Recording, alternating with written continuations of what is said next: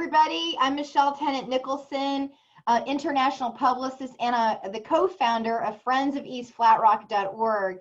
As you know, we're doing this educational series on YouTube with some neighbors. And I am thrilled. Today's my birthday, John. So thank you for making Well, happy birthday. Thank you.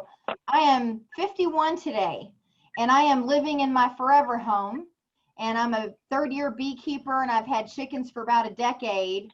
And I just love living in East Flat Rock. And I am really curious about your farm. Will you tell everybody a little bit how you have come to be in this interview with us today, and tell us about your farm? Well, I'd be happy to. The house I'm living in was built in 1965. It's one of the old homes that is behind a subdivision called Grimesdale, but not a part of Grimesdale. The property's been in my family for generations. I own the last piece of the original family farm.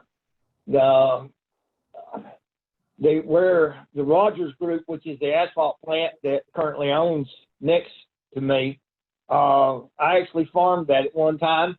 I grew sweet corn there to put myself through high school.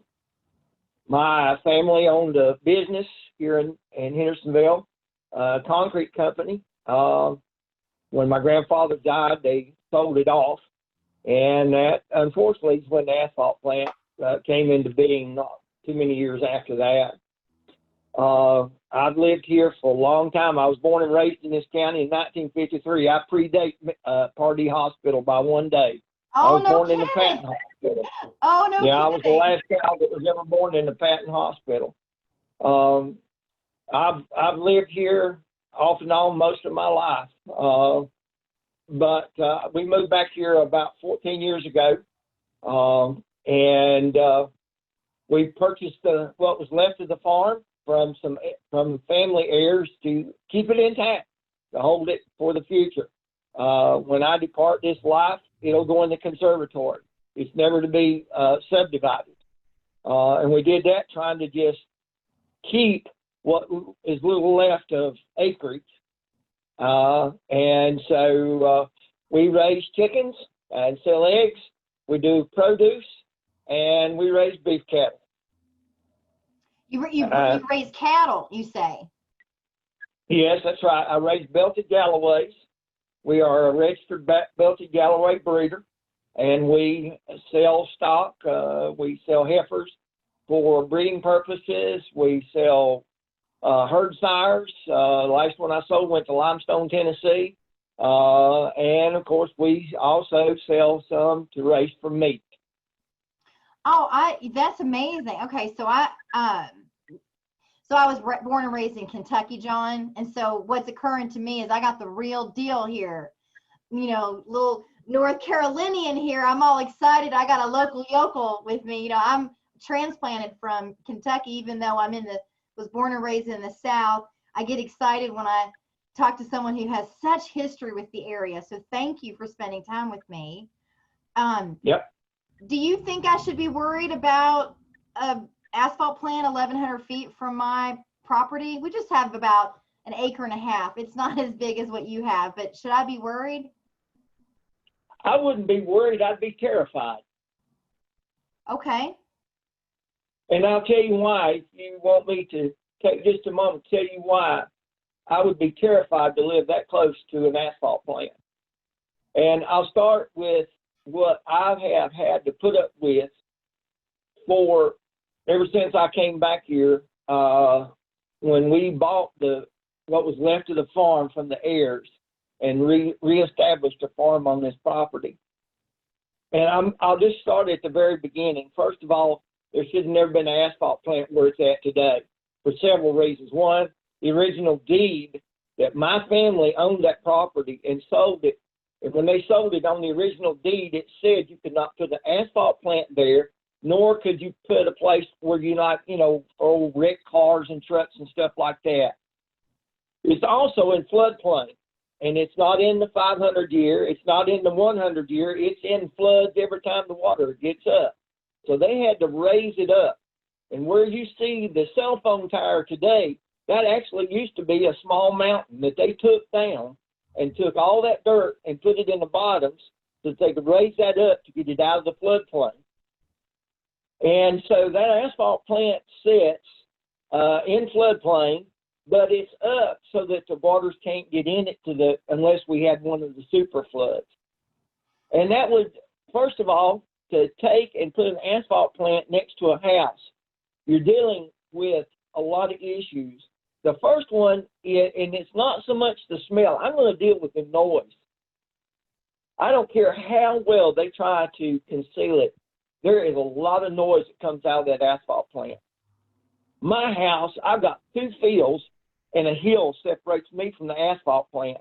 And I can hear trucks banging during the day and at night. I can no longer leave my windows open at any time. I can't enjoy the cool mountain breeze because of the noise from tailgate slamming, from operating the plant, and then the unfortunate, then you get all the smell. And now I know one of their things that they say, and it says, the air quality says they have to keep this, they have to keep the air quality or their lack of it on their property. Well, I've lived here about 14 years now, back 14 years from other places.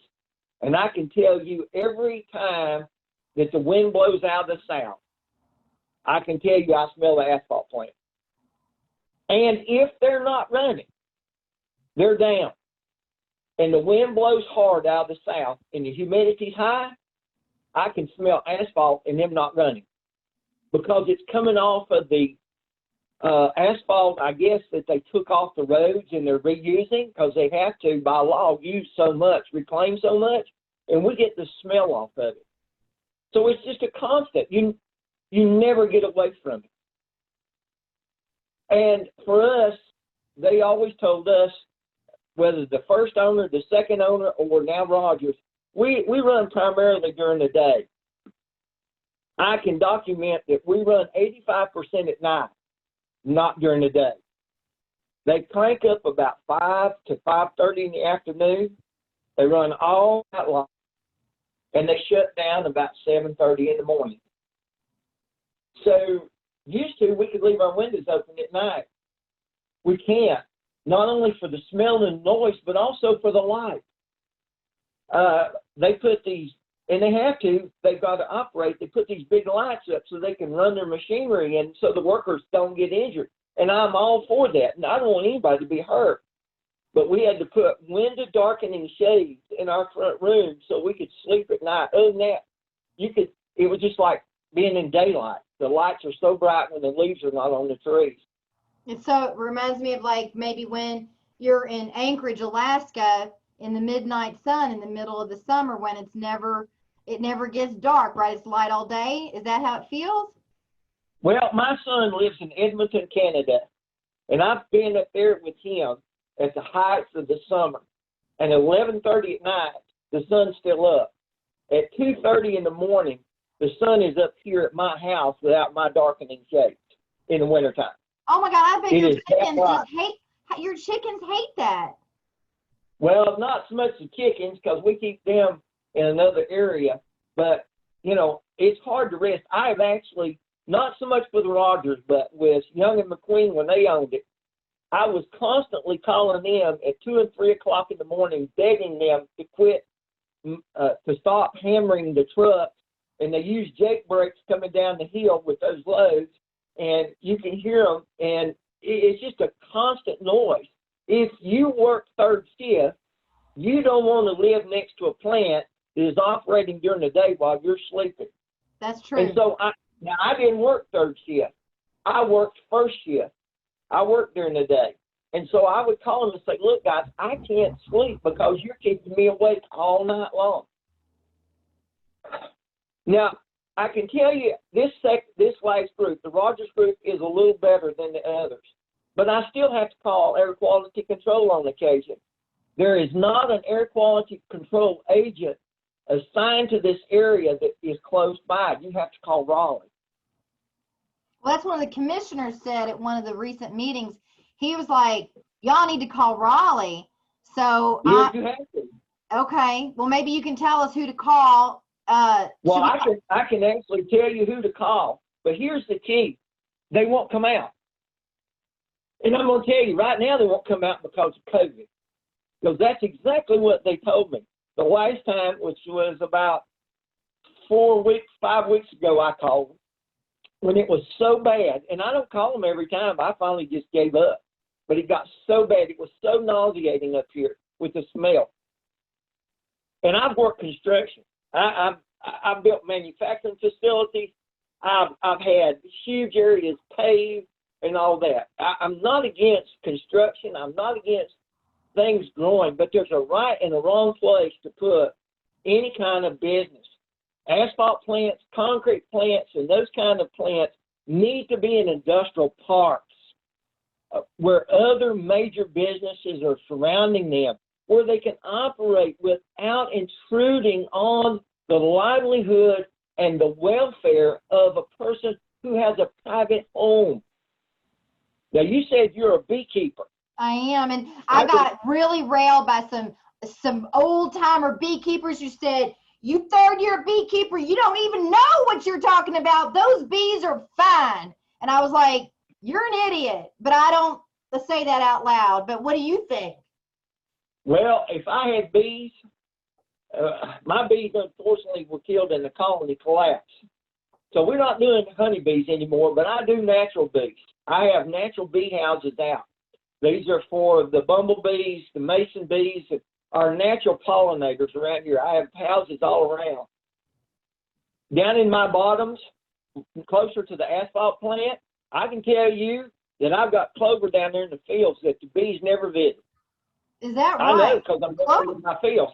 They love my clover. Yeah, but they won't if that asphalt plant goes in, and I think I know why. I cannot prove it. And it's because they stay away from that smell. The smell the closer I get down there, the higher it gets. My cattle pick down there, but they don't stay down there as much as they stay up in the upper end. And there again, I don't know. I can't tell what a cow thinks. But why don't they stay in that lower field like they used to years and years ago? And I'm talking about when I was a boy. I started raising cattle when I was 12 years old. I'm 67. So I've been raising cattle a long time. And my cattle back when I was a boy, ate down in that field all the time. It's got beautiful grass. But they don't go down there much no more. The only reason I can attest to is the smell of that asphalt plant. They don't like it. Well, what about your colony collapse? John, I'm curious about this colony collapse disorder because that's what I'm most worried about, because we don't always know why a colony dies, right? So do you think in your heart it was related to the asphalt plant? I don't really know. Italian honeybees are temperamental anyway, and I know we've had them over the years. When I was a kid, we raised them. When we moved back here, we've got some hives. I don't really know, but I just don't see the bees down in the bottom, especially close to that asphalt plant. They don't visit down there that much. You come on up in the middle bottoms and towards on up in the lower end of the creek, and there's bees everywhere down there. But on the upper end, there's just not a lot. The only thing I think it might be is the asphalt plant. Okay. The other thing that we deal with, of course, not only with the lights, the smell, and the noise, it is, well, you ever hear just a constant hum that never goes away? It's like a smoke detector that's going off, and it just never quits. You mean like my 84-year-old mother who lives with me and she snores through the night, like that type of hum? Yeah, very close. But make sure she's in the other room when you say that. Yeah, it never stops. Even when they're not running, that plant hums. Really? Just hums? Yeah. Well, now they're saying they've got state-of-the-art, John. They're telling us it's going to be state-of-the-art, nothing like these old asphalt plants. This is not an old asphalt plant. This plant was refurbished only a couple of years ago and updated. It is a current update. As far as I know, it's up to date. You can't see the asphalt plant now from my bottom. Used to, I could walk down there and I could see it. I can't see it now. They have brought in so much reclaimed asphalt that they have a mountain of asphalt that they put on this side of on my side that they're pulling off of. They have these huge lights on top of it. And I'm going to tell you, that mound of asphalt, it's got to be at least 125 feet high. And I don't know how wide it is. And it's as long as as that bottom is down there. It runs across next to a branch. But it's just a huge amount of asphalt, of reclaimed asphalt. So you can imagine there's several things that take place. When I built a research and development plant in outside of Carson City, Nevada. It was a huge, huge undertaking. And we chose that location for several reasons. One was the availability of the natural products that we were looking for. But we chose the location based on the fact that we could build that plant, make all the noise we wanted to, and we didn't have to worry about nobody complaining about it. So we built it out in the middle of nowhere, where there was no houses and there would be any houses around it, because it was an industrial park. There are industrial parks in this county. Why don't they build this in an industrial park? Well, that was my question. And my husband said, well, listen, property's expensive. Wouldn't you rather have residential property? It's cheaper than industrial property. Do you think there's some validity to that? I believe there absolutely is. The other thing that I would wonder too is, now it's my understanding that one of the things they said was they're not going to be involved with the I-26 redoing project. There's been at first yes, now no, and it's back and forth. And let me tell you this, because I'm a mountain biker, so I get all kinds of calls from people who talk, right? But humans talk. Right. So this fellow over by Chimney Rock was hitting on a mountain biker trying to date her and was running his mouth, okay? So he ran his mouth and was like, look, the only reason why they want to build that over here in East Flat Rock is that in 5 years, they're going to sell it to Vulcan. And that they're all in bed with Carolina Concrete, SE Asphalt, Vulcan. I mean, I'm not in that industry, so I'm not familiar with the local families and companies who all own each other. I do know that in the neighborhood compatibility meeting, I was getting texted by associates of the asphalt plant who caught him in the middle of, he said that he wasn't related to any of the owners of the current asphalt plants. And then I got a text that said, no, he's brother-in-law to Tar Heel. So then we asked him and then they kind of hemmed and hawed. They said, well, brother-in-law isn't family. And I was like, well, my brother-in-law would be upset about knowing that he's not family if I ever said that. So, John, the reviews of this particular, I don't know this guy, and I've asked him to do an interview like this with me for our now grown almost 10,000 Friends of East Flat Rock. And I asked his lawyer on June 4th to do that with us. And they're doing town halls. Yesterday, 2 people showed up at their town hall. I just want to go through the county process and get this over with. And so anything that you can give us from your perspective will help, and I appreciate it. Well, you got the asphalt plant over at Clear Creek. Now, I'll be honest with you, if they build that one over there, I hope they close the one I got here so I don't have to put up with it no more. I'm serious. Yeah, I don't think they're related. I think they're competing. I think what's happening is there's been bridges burned, like some relationships burned, because why is he currently going all the way to South Carolina to get his current asphalt? Why not go to his brother-in-law and other people, right? So that I think that there's stuff that we just don't understand yet, but I get it. I hope they close the one by you too, Well, when they were talking about the Balfour Parkway, one of the aspects that would have been positive about the Balfour Parkway is that they're taking our asphalt plant, because they were going to take my place completely. They weren't going to go through these subdivisions; it's too costly. So they'd already come through here, and they said, "Look, we're going to tie into I-26 through you, And I said, okay, there's 2 farms back here, they take both of us, which meant they'd probably take the asphalt plant, which would have helped Grimesdale out to got rid of that thing. But my thing too is that if he puts one out there on your end, we've got 3 major asphalt plants in this county. You can't tell, I'd have to have something that was notarized, validated, whatever you want to talk to. He's not going to run that thing at night. He says he's going to run it 4 or 5 days out of the week, only during the day, and he's not going to be running any of these big asphalt companies. Let me ask you a question. If you're in business, do you want to make money or not? Well, I mean, that's the whole point. And you got to pay for that equipment that you've invested in.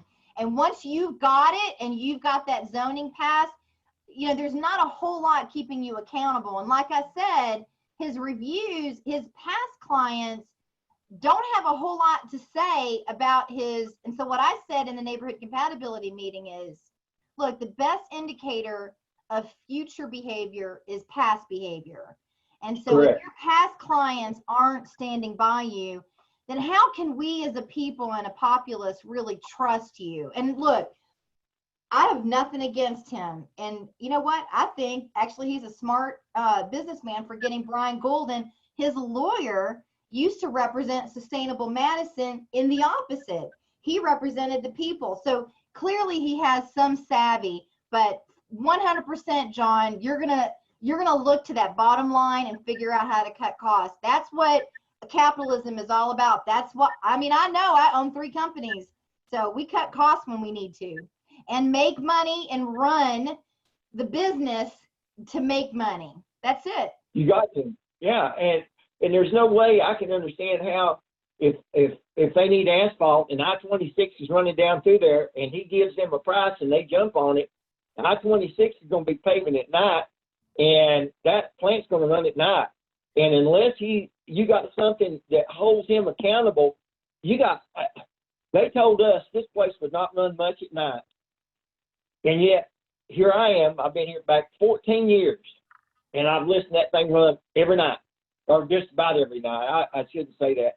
Probably out of a week's time when they're operating not bad weather, they're probably out of 7 days, they're probably operating at least 4 or 5 out of the 7 days. They usually don't crank up on Saturday night, and that's how they're off on Sunday, but they crank up Sunday night, usually about 5:30. Oh, that really does terrify me. What about these people who are sending me really threatening messages? Thank you, everybody. You know, and I'm just a property owner trying to protect my investment and my home that I've built for the past couple of decades. But the thing that they keep saying is, well, you have no right to complain about a pothole if you don't let this asphalt plant in. What do you think about that statement? Well, first of all, it shows their lack of intelligence. I'll go back to when Young and McQueen owned the plant next door. I knew them. I was a corporate chaplain before I went back into the pastoral ministry for a short period of time. And I don't know if you know what a corporate chaplain is, but I was a chaplain where people worked. And one of the companies I had was a company that did road paving. I was on the Highway 25 when they made that a 4-lane. I was the chaplain for the construction crew. I saw them every week. So I've been around asphalt, paving, and all the rest. Wow. So I called Young and McQueen up when things got real bad because they owned this plant over here. And I asked them this simple question. I said, guys, you know what I do for a living. You know that I'm not the chaplain for your company. It was a company out of Tennessee that had the road work next to Young and McQueen up in the Burnsville area. Burnsville, Spruce Pine at that time, but I was down here on the Highway 25 connector. I said, guys, you know, I can't sleep at night, and I got to be on the job at 5 o'clock in the morning with the work crew.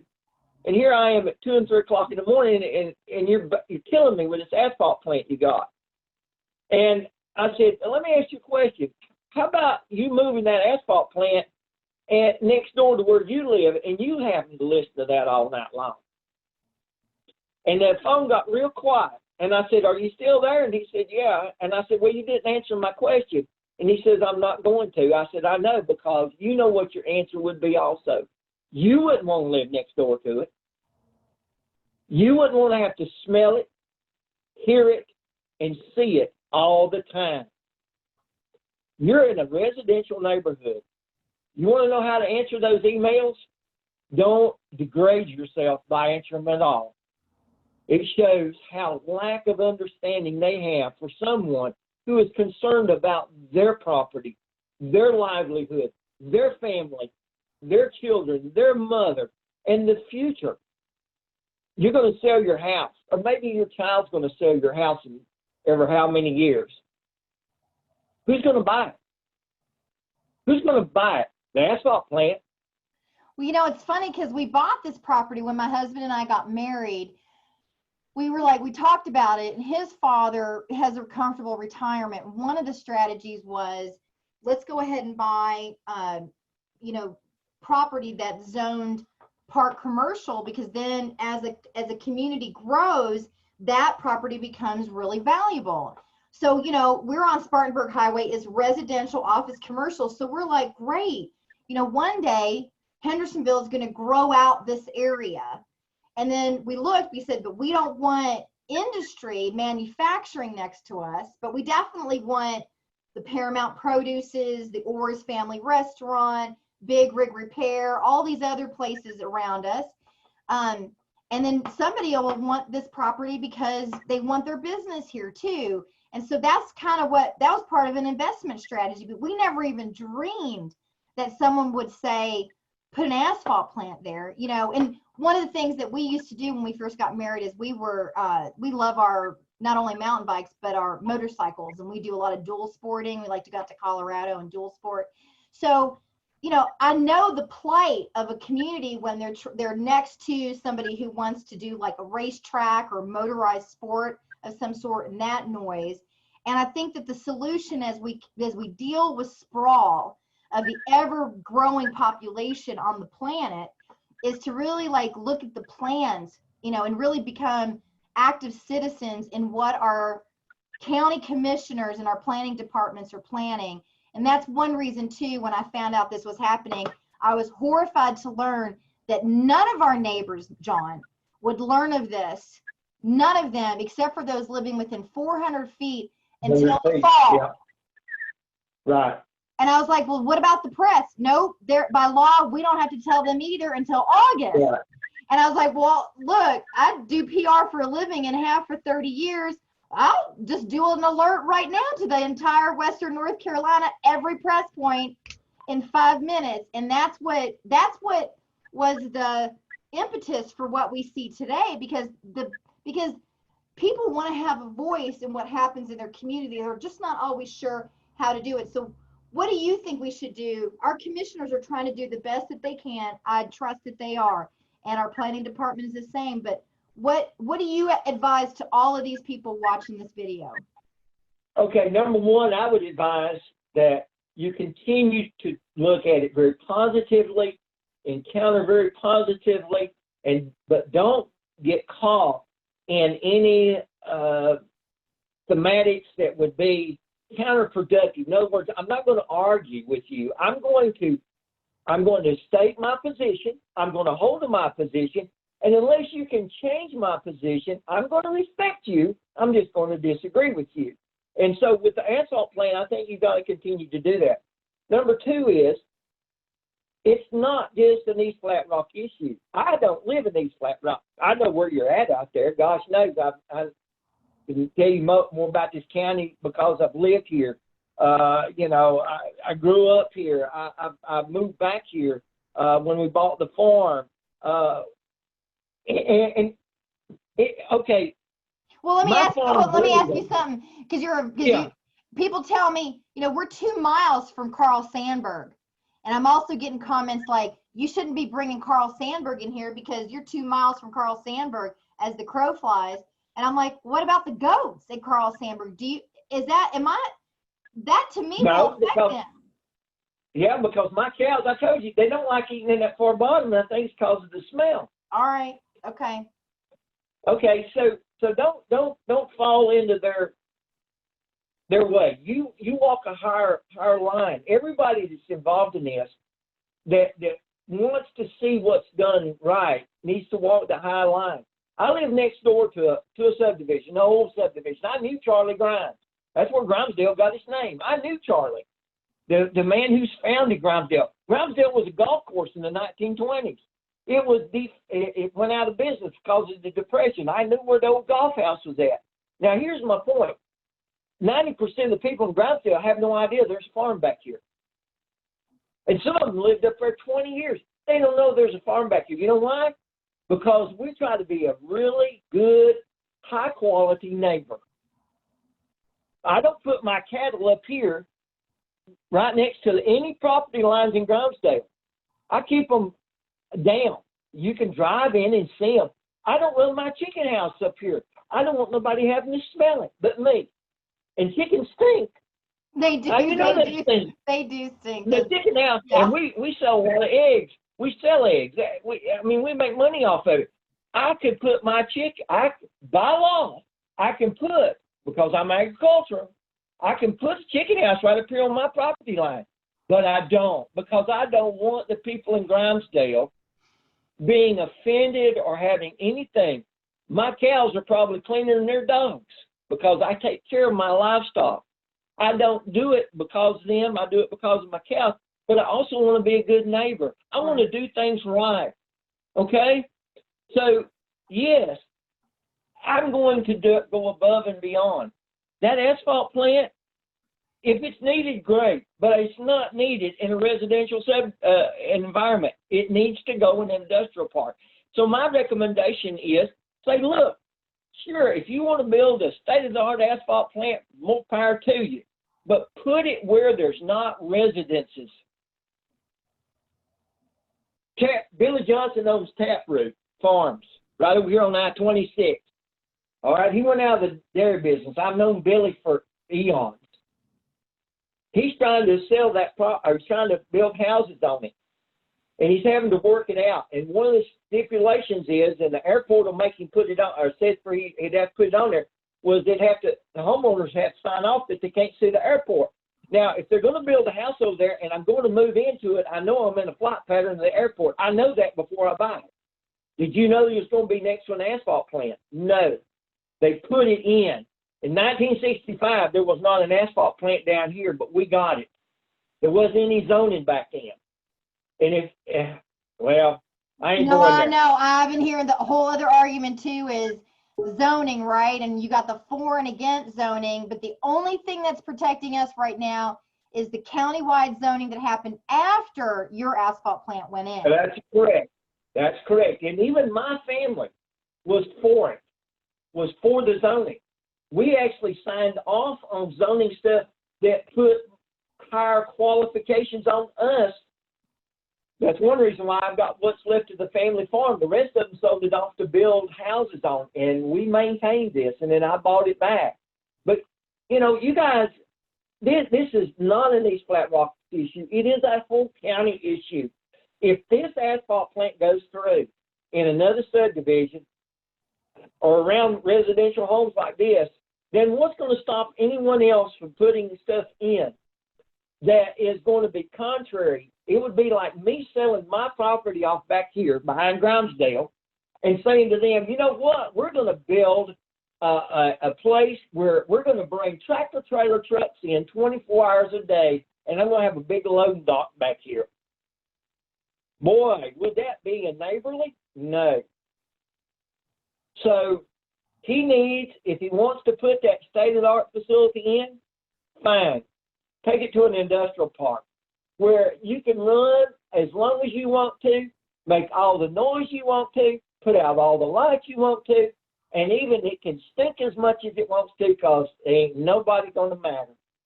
Okay, so one, I heard you say stand your ground. Like it's a high ground, but stand your ground. You can agree to disagree. Yep. And the second one is really encourage SC Asphalt to take it to an industrial park. Is there a Yes. Is there a number third advice for us? And you, as a chaplain, can also quote the Bible and tell us some land steward, because we've had trouble with our churches being able, they're nervous about standing because there's been shenanigans with signs and whatnot. But I do believe that we are a very, we're in the Bible Belt, and there's a lot of God-fearing people. And I was raised, my father was a very religious man, a veteran, and he taught me to really respect the earth and be a good neighbor. And what about that from your view as a chaplain? So number 3, should we even call upon the power of the Bible and say, let's be good stewards as we grow this county? Well, actually, if we're not good stewards, we do right the opposite of what God, who in his creation of this, because he said, I give it to you and take care of it. You're not taking care of it when you're just piecemealing things out. I'm going to back, the Bible says to, like on my property, to farm it, but then after this, on the 7th year, to let it stay fallow. In other words, to stop. So I have a 2.5 acre field right now that my cattle can't even get to. I'm letting it just sit. It's resting. It needs to rest. It needs time to reclaim itself. I'm putting biomass in the ground. I use fertilizer, but I do a lot of things naturally, not because I'm an organic farmer. I'm not. But I do it because I know that's what the ground needs. That asphalt plant goes in out there, you're going to get something falling out of the atmosphere onto your property. And we have some monsoonal rains around here. And I live on floodplain. And I can tell you right now, I don't let my cattle drink out of the mud creek or the spring that runs through the middle of my property that comes off the Stony Mountain, because I can't tell you, there's been times I've seen what looks like film on top of the water. And I don't want my cattle drinking out of that, so they drink city water. I piped it to them. I had to put in piping all the way down to in the bottoms to put water for them to drink out of. And I'm not saying the asphalt plant did it. I can't prove that. But I also live downstream of Hendersonville. In Hendersonville, they throw a lot of trash in the water. Let me tell you, I can tell you what everybody drinks around here from the cans and bottles I pick up in the flood. But if you live next door, you're going to get stuff on your property. I don't care where you're at. You're going to get it. Probably within a mile radius. You're going to get something's going to fall out of the atmosphere, or you're going to smell it. What's your recourse then? In our schools, I mean, they've done the radius so that they say, oh, well, we're within the regulations of what by law that we have to be within. But, you know, I mean, Hillendale, so we're not supposed to be near a school within a mile. Well, Hillendale's 1.2. Then there's Torrey's, residential home. There's my neighbor Clyde Guerin homeschools his grandchildren. They're registered with the state of North Carolina. So there's actually a registered school within 400 feet of the property. So, and then all these other new neighbors, right, that have just built their homes right across. When you go on 25 going to Greenville, you'll see all those beautiful new homes, and they're right at the, my friend Kathy, she's horrified because these are the forever homes, right? The dream homes. Everybody's come to their retirement home. This is where they want to live the rest of their days. And so, well, listen, I feel like I could talk to you, John, for all day, okay? Because we have a lot in common. I feel really connected to you. So, but I'm sure people are like, are they ever going to shut up? So, any final words for us? Well, I encourage you to stay the course. You're going to hear negative things. There's always negative things. There's always going to be somebody that's negative. Just don't fall into the trap of doing a banter with them. Let them state their case and then move on. Stay positive. Stay focused. Don't get sidetracked. And the other thing is, don't get mad. Keep your composure. Okay. It's imperative that you not lose your directive. And that's what you're really doing. Stay focused. If you remember, Mel Gibson played in the movie The Patriot. Yeah. His son told him something that came through that entire movie that has been something I have planted deep in my heart. He said these words, "Stay the course." And when he dies, and Mel's got the flag, "Stay the course," and he carries the flag back in the battle. I've lost a lot of battles in my life, a lot. But I've stayed the course even in loss. And I could hold my head up. I could be positive. And I could say, hey, listen, I stayed the course, but I also stayed it in a positive, affirmative way, and I didn't get involved in any degrading. Don't ever degrade. Stay the course, stay positive, stay true to your focus. And I applaud you personally, all of you that are part of this. Don't give up hope. Stay the course. Thank you, John. That's really, it almost brings me to tears. So thank you very much. I appreciate our time together, and you have a wonderful day. And I will send you a copy of this so that you can see it, okay? Well, that would be great. And you're in my heart, you're in my prayers, and we'll stay the course with you. Thank you, John. Thank you so much. I appreciate it. You're welcome. Bye-bye. All right. Have a blessed day. You too. Bye-bye. Bye-bye.